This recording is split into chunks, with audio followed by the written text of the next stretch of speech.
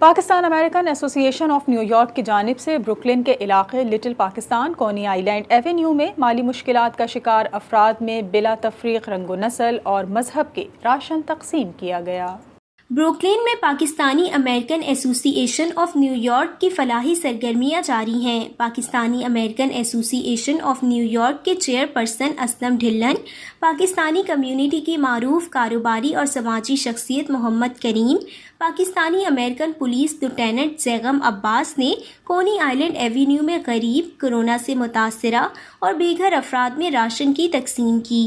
ہم آج حلال فوڈ جو ہے ان لوگوں کو دے رہے ہیں جو کورونا کی وجہ سے جن کی جابیں لاس ہوئی ہیں، جن کے پاس کھانے کے لیے پرابلم ہے، ان کے لیے حلال فوڈ کا ہم نے بندوبست کیا ہے۔ اس سچویشن میں جو فوڈ پینٹری کا کر رہے ہیں اور ساتھ میں اتنا کا بھی شکریہ ادا کرتے ہیں جو فوڈ پرووائڈ کر رہے ہیں۔ Thank you.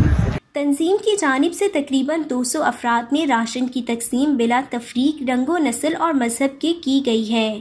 تنظیم کے منتظمین کا کہنا تھا کہ کورونا سے متاثرہ لوگوں کی مدد کے لیے ہمیشہ تیار ہیں اور اس مشکل وقت میں ان کے ساتھ کھڑے ہیں۔